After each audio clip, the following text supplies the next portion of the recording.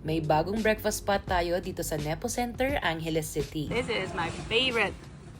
Meron sila nung ginisang kamatis with scrambled eggs na favorite ko nung bata pa ako. That and other breakfast favorites dito sa Warm Delights. Yung breakfast menu nila available daily from 7 a.m. to 12 noon, saktong-sakto dito sa mga senior citizen na araw-araw nag-exercise. In the afternoon, available pa rin yung kanilang regular menu tulad nung biryani, panipuri, and many more. Pero pag umaga, eto at breakfast ang sinuserve nila. Tuwang-tuwa ako nung nakita kong meron sila nitong tomato and eggs. This is my favorite.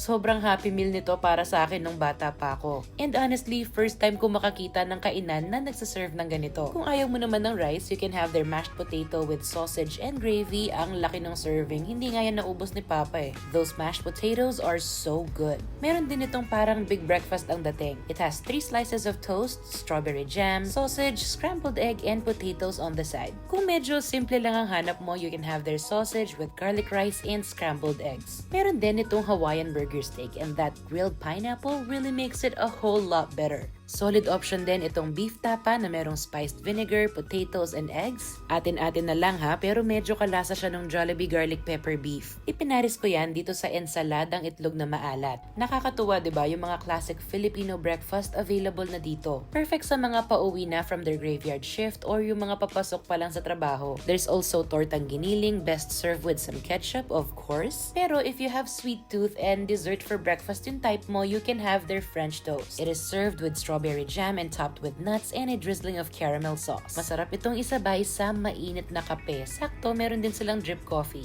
Sa mga drinks naman, in-order namin yung kanilang mango and strawberry lassi and this oat cereal latte that has that buttery, creamy goodness. Ito namang drink ni Papa is a hot hibiscus tea, perfect sa malamig at mahangin na umaga. So sa lahat ng morning person out there na naghahanap ng masarap na breakfast sa Angeles City, itry mo na rin dito sa Warm Delights.